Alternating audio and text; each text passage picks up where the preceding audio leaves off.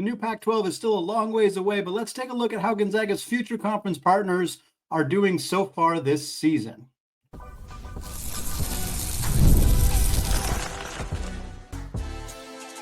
You are Locked On Zags, your daily podcast on the Gonzaga Bulldogs. Part of the Locked On Podcast Network, your team every day. What is going on, y'all? Happy Wednesday and welcome into the Locked On Zags podcast, part of the Locked On Podcast Network, your team every day. I'm your host and longtime Gonzaga podcaster, Andy Patton, here to bring you news and updates on all things Zag athletics. Today's episode of Locked On Zags is brought to you by FanDuel. Folks, place your first $5 bet, and you will get started with $150 in bonus bets if you win. Just visit FanDuel.com today to get started.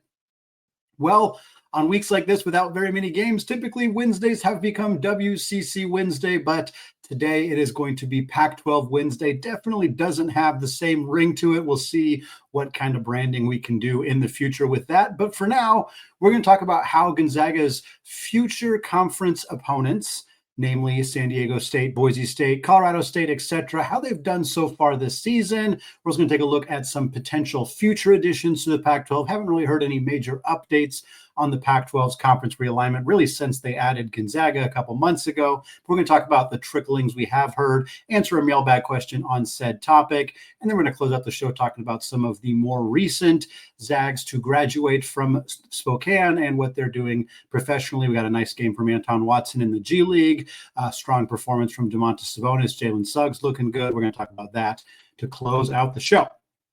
We start with what has been a strong start to the season for the 8 teams that are in the new Pac-12, which will start in 2026. It is, of course, Gonzaga, Washington State, and Oregon State, who are all currently members of the WCC in men's and women's basketball, as well as Mountain West schools, San Diego State, Utah State, Boise State, Colorado State, and Fresno State. Those are the 8 teams currently in the Pac-12. 4 of those 8 teams are top 50 teams at KenPom as we currently speak on this Tuesday afternoon. Gonzaga, of course, is among them, as well as San Diego State, Utah State, and Boise State. Those are the 4 teams currently in the top 50 at KenPom. For the WCC, we only have 2. That's, of course, Gonzaga and St. Mary's. And then for the WCC, they actually only have 1 other team in the top 150. And that's excluding Oregon State and Washington State. So maybe that's a little bit unfair to exclude them from that conversation. But outside of Gonzaga and St. Mary's, and then the 2 newcomers, Oregon State and Washington State, the only other team that's in the top 150 at KenPom is Santa Clara, and actually in San Francisco. Apologies, there are 2 teams that are in the top 150. Santa Clara sneaks in. San Francisco is doing pretty well in that area. Looking at the net rankings, it's pretty similar. 4 of the 8 teams in the Pac-12 in the new net rankings are in the top 50.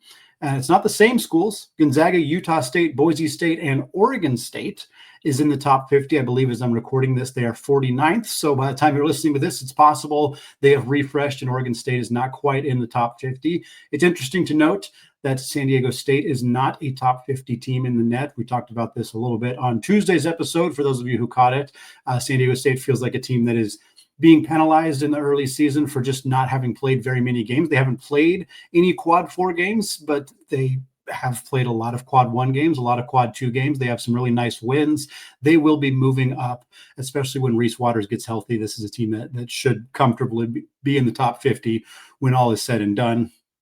But for the Pac-12, for these 8 teams, obviously we're expecting more additions. It's not going to be an 8-team league. It cannot be an 8-team league. There will at least be 1 more addition on the football side of things in order to get to the minimum 8 football teams needed to be a power conference next year or 2 years from now. So we will see at least 1 more addition for the Pac-12. But the nice thing about this conference right now is that there's not nearly as many teams dragging down the bottom of the conference. And again, we'll talk about this in the second segment.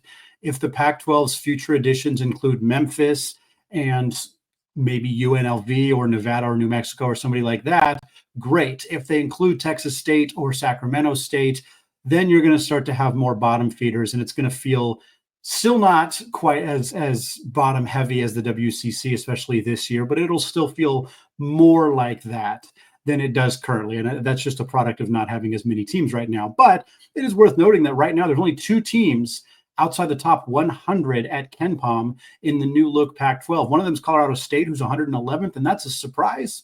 They're expected to be better this year. It is a surprise to see them down there. Fresno State, less of a surprise. They are 265th. So again, 2 out of the 8 teams in the new Pac-12 are outside the top 100. Meanwhile, 5 teams are outside the top 150 at KenPom in the WCC, and 4 of them are outside of the top 250. LMU is 153rd, so they just missed being a top 150 team at KenPom. Then you have Pacific at 257, Pepperdine at 277, San Diego at 289, and the Pilots of Portland at 308. Again, Fresno's 265th, which is not good. That's between Pacific and Pepperdine, but nobody else is anywhere close to that level in the current Pac-12. Looking at it from a net ranking perspective, there are 2 teams outside the top 70 in the net rankings, according to, or in this Pac-12, 6 out of 8 are inside the top 70. The 2 that are not, the same 2, Colorado State and Fresno State. Fresno 248, Colorado State shockingly 205th in the early net rankings right now. Meanwhile, 6 of the 9 WCC teams are outside of the top 70. And 5 of the 9 are not only outside the top 70, they're outside the top 200. Early in the season, some of this will change, but right now, the WCC has a lot more teams that are outside the top 200 in the KenPom rankings and in the net rankings than they do inside the top 50 or 70. And when you compare that to what this Pac-12 looks like at this point, going into, again, rosters are turning over dramatically year after year. Things are going to be different, but right now it is very clear how much stronger top to bottom Pac-12 is, the Pac-12 Gonzaga's joining, is than the WCC at this point. We'll go through each of the teams here fairly quickly. Gonzaga 7-1 on the year. You don't need a recap on the Zags. You know where they're at. 3rd at KenPom, 3rd in the net. Their next game is against Kentucky in Seattle on Saturday. We'll have a lot about that game in the next couple of episodes. Next up, going in order of KenPom, is the Aztecs of San Diego State, 4-2 on the year. 39th at KenPom, but 62nd in the net.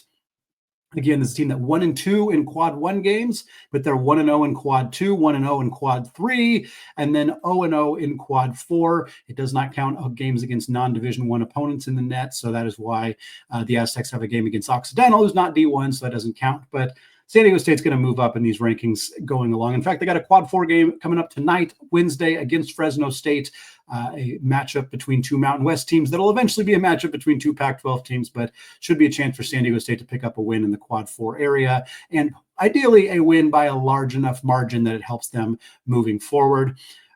Utah State is next. They're 43rd at the KenPom, and they are 13th in the net. Again, KenPom and net shouldn't be directly compared across each other. They're measuring different things.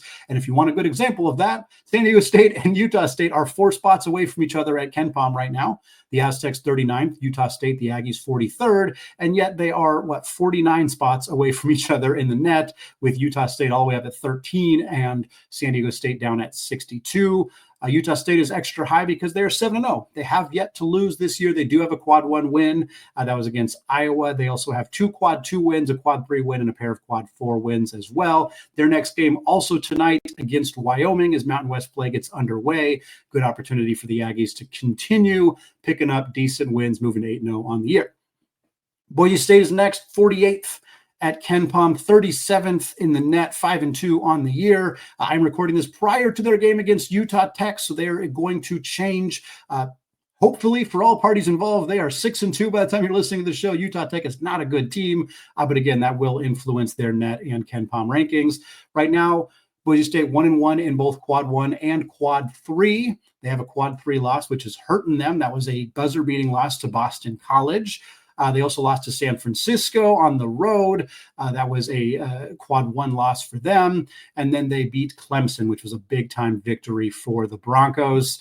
Again, Utah Tech right now, by the time you're listening to this, their next game will be against Washington State on Saturday. Oregon State's next, 72nd in the KenPom rankings, 49th at the net. OSU's got a weird net schedule so far. They're 0-2 in quad 1 games, and they have not played a quad 2 game. They have not played a quad 3 game, but they are 4-0 in those quad 4 games. They got Idaho on Saturday. 3-point loss to Oregon on the road. Or excuse me, that was a home game against Oregon. 3-point loss to North Texas. They don't have any great wins. Obviously, all their wins are quad four. Their best win is Weber State, but played close against both Oregon and North Texas. Maybe there's a little bit of juice for Wayne Tinkle's team here in Corvallis. We'll see. 5-2 on the year. Wazoo 7-2 on the year. A few spots lower in KenPom, 79th. Quite a bit lower in the net, 69th at the net, but they moved way up. They were 87th in the net going into their game against Nevada on Monday, and they ended up winning that one without Cedric Howard, their best player. Huge win for David Riley and the Cougars. They went from 87th all the way up to 69th in the net. They're now 1-1 in quad one games. They're 1-1 in quad two, and then they're 5-0 combined between quad threes and quad four. Their next game, as you would expect, is also against Boise State, and it is on Saturday. They have some tough losses to Iowa and SMU, but that win over Nevada and that early season win over Bradley looking pretty good for the Cougs at this point. The two bottom feeders right now, Colorado State, again, they would be right in the middle of the pack or of the WCC, and in fact are a team expected to continue to rise. They have been off to a slow start. 4-3 on the year, 111th at KenPom, 205th in the net rankings. Haven't played a quad one game, but they have losses in the quad two, quad three, and quad four. The home loss to UC Riverside is killing them from a resume perspective right now. They're 3-1 in quad four, but 0-1 quad two, 1-1 in quad three. They have losses to Ole Miss and Washington and UC Riverside. Again, you can excuse the loss to Ole Miss. That's a ranked team. UW's not great, but that's not a horrible loss for Colorado State. But the UC Riverside loss, really brutal. They did just pick up their best win of the season against TCU. Again, teams that are 7th or 8th in the WCC, they're probably not beating Big 12 teams. I'm just saying. It's just that's the difference in this situation. Colorado State hasn't looked great, but they're still capable of beating a team like that. And then Fresno State, the true bottom feeder, team that hasn't been competitive on the men's basketball side of things for a very long time.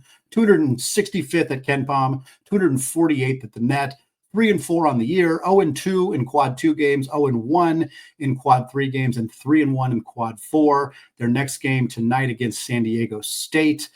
Their wins are all teams outside the top 300 at KenPom. Their losses are to Santa Barbara, Cal State Bakersfield, Washington State, and Cal Baptist. Not great for this team. They beat Long Beach State. Congrats. They beat Prairie View A&M, and then they beat Sac State, who is outside the top 300 at KenPom. And that's kind of what I want to talk about next, because Sacramento State is a team that has been rumored as a potential addition to the Pac-12. They are making a big push. They want to be in the conference. They got some promises that they're going to get some big money coming in. It's a big media area in Sacramento, but this is not a team that has been good at all on the men's basketball side. We're going to talk about them. We're going to talk about Memphis, UNLV, Wichita State, St. Mary's, all sorts of stuff coming up here in just a second. But first, folks, do you hate the team you drafted in season-long fantasy and you want to stay in the action? Introducing Better Together, the first cooperative daily fantasy platform where teamwork triumphs talent and you can play with your friends, not against them. Pick more or less on real-time player stats, strategize with your partner to boost your odds, and climb the leaderboard together. So grab a friend and join the social daily fantasy movement at Better Together. What a great way to enhance the social experience of watching sports. DFS is fun, but just like so many things in life, it's better with friends. So download Better Together now from the App Store and sign up using promo code LOCKEDON for a chance to play in a contest against me, because winning alone isn't fun, but it's better together.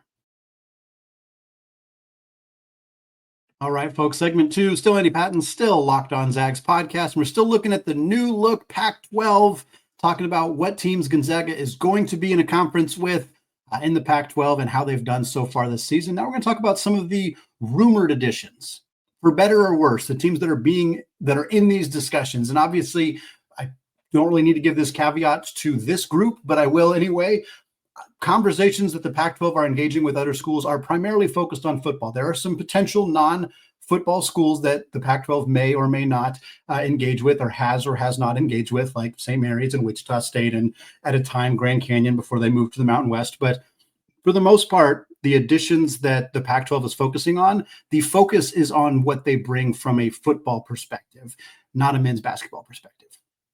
But since Gonzaga officially confirmed they're joining the Pac-12, there hasn't been any new updates. I think a lot of folks thought that things might move quickly after that, and the reality is that they haven't. They're still at 7 full football members. They need to be at 8. They can't just add an affiliate member who's just in the conference for football. They have to add a full member institution to the Pac-12 that participates in football. There are plenty of options for them to do, but just as a reminder, if they wanted to add like North Dakota State's football program, but not anything else, that wouldn't count for what the Pac-12 needs to be at in order to count as a viable conference in the FBS football space. But again, there's not really an update. We know the Pac-12 is still in conversations with the American Athletic Conference schools, namely Memphis. We know Tulane is part of those conversations as kind of a travel partner of sorts for the Tigers. There's been rumors that it could, if Memphis were to leave the American Athletic Conference and jump to the Pac-12, that it could cause a ripple effect, which would result in Tulane, potentially UT San Antonio, even South Florida, some of the other schools at the higher levels of the American Athletic Conference to want to also jump ship, potentially come to the Pac-12 alongside Memphis. Those are just rumors, not anything confirmed at this point. The Pac-12 may also opt to wait to add Memphis and other schools from that conference for an additional year, as then they would be able to save a large amount of money in paying exit fees if they were to wait that long. But again, you don't want to wait too long because you got to start negotiating with media partners, and you got to get to that 8th school just to feel more comfortable in terms of knowing that you're going to be a viable conference. And again, so it's kind of there's a lot of balls in the air and a lot of different things that Teresa Gould and the Pac-12 have to kind of balance as best they can in this current situation, at least among them being the litigation and the lawsuit going on with the Mountain West and what impact that has on potential still pursuing somebody like UNLV, whether UNLV would be interested in still jumping ship from the Mountain West, whether they could pair that with Nevada, whether New Mexico makes sense. Like there's still some Mountain West related things that could be part of this conversation. And then the smaller schools that have been kind of in this conversation, Texas State, the Bobcats, a growing school in Texas, huge market to get into, particularly on the football side of things. They're also a decent basketball school. And then Sacramento State, who has been making a big push on their end. They're getting promises of donors of big amounts of money, huge NIL, getting to use different facilities if they're in the Pac-12. All of that is just words at this point. Sac State hasn't really proven it on the gridiron or the hardwood, so I'm skeptical that they would be anywhere but the bottom choice for the Pac-12 at this point. I think they fit much better going to the Mountain West and joining the FBS from there, and then kind of seeing if it goes well, maybe there's a potential to continue to move up. But I would be very surprised for a school like Sac State to jump straight to the Pac-12 before starting at a mid-major like the Mountain West. Regardless, let's take a look at some of these programs that are in this conversation. Then we got a mailbag question we're going to get to before we move on. Memphis 6-1 on the year, 31st at both KenPom and the net rankings at this point. Memphis, of course, really good showing in the Maui Invitational, knocked off UConn, played really well in that championship game against Auburn as well. They're 2-1 in quad 1 games, 2-0 in quad 2, and then they have one win each, quad 3, quad 4 for Penny Hardaway and the Tigers. A storied basketball program, been under fire for many of the last couple of years, really decades. It feels like Memphis is always in some kind of trouble, but they are consistently very good on the hardwood. It would be a fun addition from a Gonzaga perspective, arguably the most fun addition that could happen outside of maybe St. Mary's. Tulane is the other team kind of getting talked about in that American Athletic Conference move, and Tulane not nearly as exciting from a basketball perspective. 4-5 on the year, 233rd at KenPom, 276th at the net. This is basically on par with where the Pacifics and the Pepperdines of the world routinely kind of live in the net and KenPom space. They're 0-0 in quad 1, 0-1 in quad 2, 0-1 in quad 3, 3-3 in quad 4. So that all of their wins are either quad 4 or non-D1. They have not won a single game at the quad 1, 2, or 3 level so far this year. Texas State, 131st at KenPom. Again, that's pretty close to like where Santa Clara is, 119th at the net. So they're looking pretty good. 5-3 on the year, have not played any quad 1 games, and they are 0-2 in the quad 2. So when they've been tested, they have not passed. They're 2-1 in quad 3, 2-0 in quad 4. But again, a developing program in Texas. They make more sense from a football perspective, but I get it. Wouldn't be the worst thing for Gonzaga to have a presence in Texas regularly. I'd rather it be like Rice or somebody like that, but Texas State might be a risk worth taking for the Pac-12. And then Sac State, 2-5 on the year, 305th at KenPom, not even in the top 300. Again, this team is 2 spots ahead of Portland, who is in last place and the KenPom standings for the WCC right now. They're 263rd at the net. They have not played a quad 1 game. They have played 3 quad 2 games, and they've lost all of them. They have not played a quad 3 game. They have played 3 quad 3 games, and they're 1-2, or quad 4 games, and they're 1-2. Literally have already lost 2 quad 4 games this year. Not a team that would be a significant negative on the men's basketball side of things if Sac State were to be added to the conference. I have a feeling that Gonzaga AD Chris Standiford and Mark Few and anybody else involved in those decisions, Dr. Thane McCullough for the time being, are going to be pretty heavily against Sac State being added to that conference. Before we move on, I want to address this question that came in from Jeff via Gmail for mailbag. Didn't get to it on Tuesday when we did our mailbag questions, but it fit here in this section, so I want to talk about it here. Jeff says, Wichita State looks like they are having a bit of a revival. If the Pac-12 is going to add a second non-football school, it seems like Wichita State is far more likely to be the second non-football program than St. Mary's, especially since the number 1 target of the Pac-12 appears to be Memphis, and Wichita State, along with 1 or 2 schools in Texas, would make travel for Memphis more manageable. What do you think? I do not think Wichita State is nearly as high of a priority as you do, my friend. I don't understand the argument for why we would believe that the Pac-12 is far more likely, to use your words, to add Wichita State over St. Mary's. I do not agree. I don't see the rationale there. For starters, picking a non-football school because they are a travel partner for Memphis just doesn't really make sense. Like the travel partner aspect of things matters in a football perspective. I'm not saying it doesn't matter for men's basketball, but that shouldn't be a driving factor. The Pac-12 making decisions based on Memphis basketball travel partner is very low on the list of priorities, very low on the list. Now, Wichita is a bigger city than Moraga, and there are other elements of non-basketball playing things that are relevant and could be in favor of Wichita State. But adding a basketball school that is regionally kind of a nightmare for the majority of teams in the conference doesn't make any sense. And I like Wichita State. I don't even hate it as a potential addition. I want to be clear, like if they were to add Wichita State, I'd be kind of excited about it. Gonzaga's got a history with them. It's one NCAA tournament game, but it's one that matters a lot to me, as that was my senior year. And they have some history, some pedigree. I don't hate it as an addition, but it should not be ahead of St. Mary's on the list, and I do not believe that it is. And I'll say this, I want to be clear on this point too. Wichita State is nowhere close to St. Mary's on the men's basketball side of things. They're nowhere close. They're having a decent year. They're having a decent year right now. They haven't beaten a single team inside the KenPom top 100. They're 6-0 in quad 3 and quad 4, which is great, but they're 0-1 in quad 1. They haven't played a quad 2 game. So they haven't won a single game in quad 1 or quad 2. They're 6-0 in quad 3 and 4. Again, it's early in this season, but this is the best season Wichita State has had in the last 3 or 4 years so far, and they still haven't really beaten anybody. They're so far below where St. Mary's is right now that if you're making decisions based, and again, the decisions are based on a lot of things, but if you're adding a non-football school, one of the biggest factors, if not the biggest factor, is how they perform on the men's basketball court. St. Mary's blows Wichita State out of the water.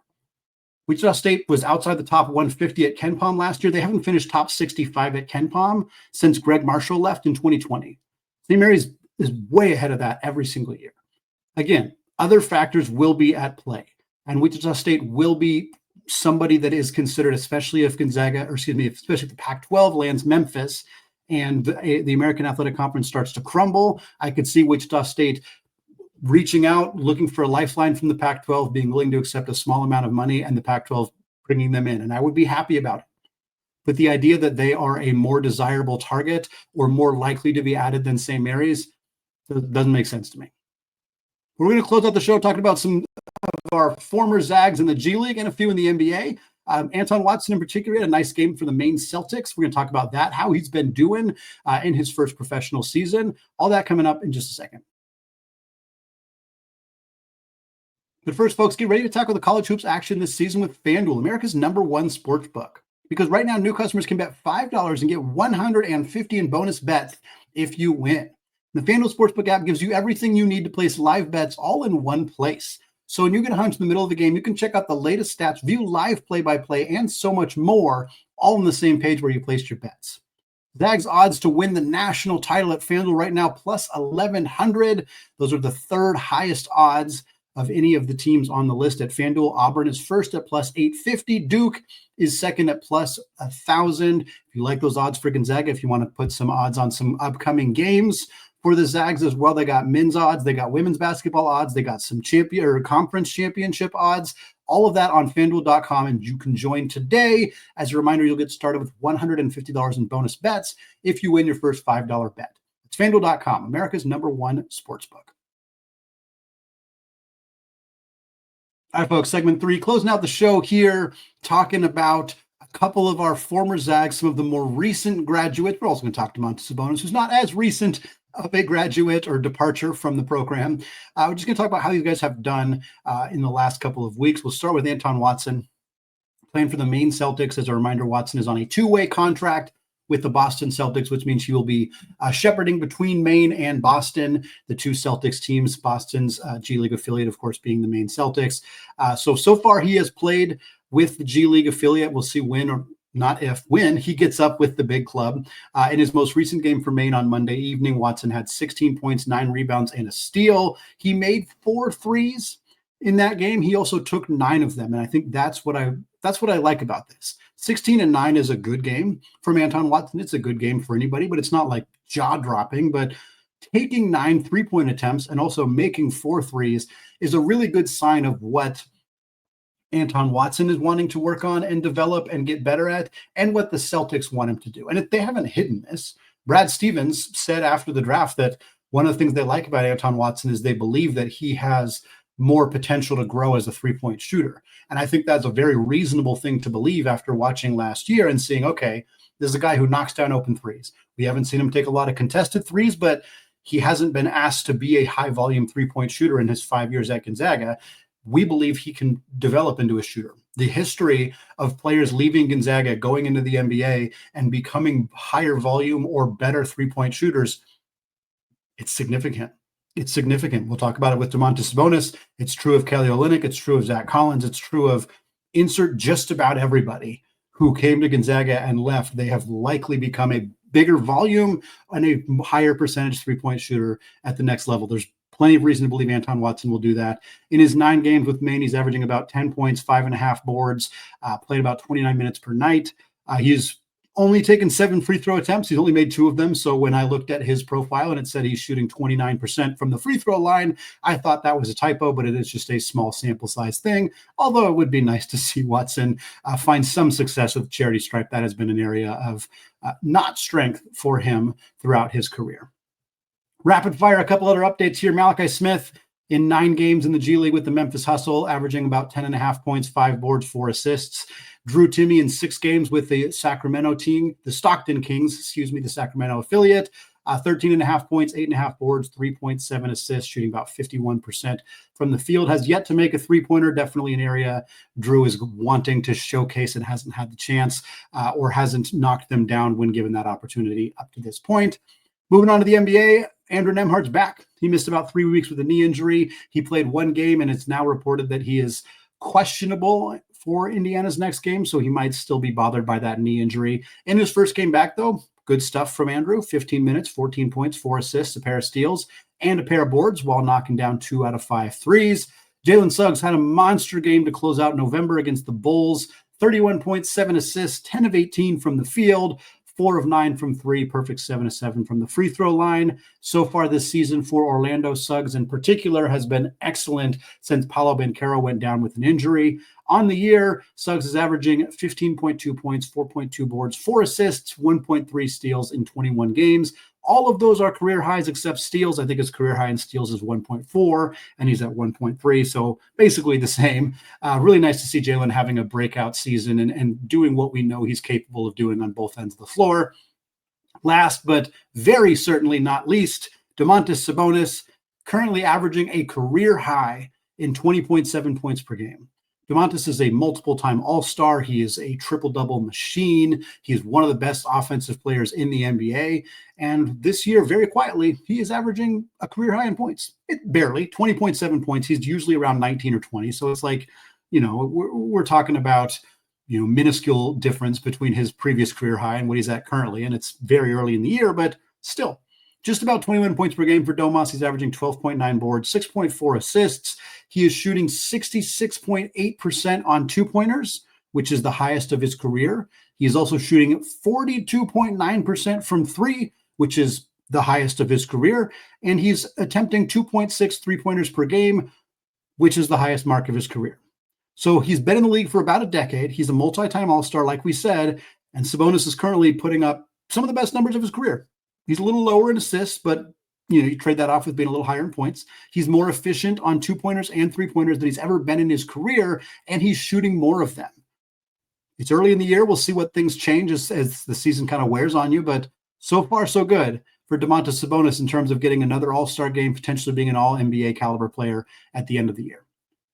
It's going to wrap it up for me today. We'll have more conversation about NBA Zags when time allows us to, hopefully next week after the Kentucky game. Before the UConn game, we'll have some chance to look at how some of these other Zags are doing and some G League updates from y'all as well. But that's going to wrap it up for me today. Thanks again for those of you who have made this show your first listen or your first watch of the day. Special shout out to the everyday listeners and those of you hanging out with us on the Locked On Zags Discord channel. I've been posting the games to watch all across college basketball every single day in the Discord. So you can go check it out, find out which games I think are worth watching on a day-by-day basis. Thanks again, folks. Looking forward to coming back with you on Thursday. A big-time preview of Gonzaga's game on Saturday against the Wildcats of Kentucky. All that coming your way very soon. Thanks again, and until next time, as always, go Zags.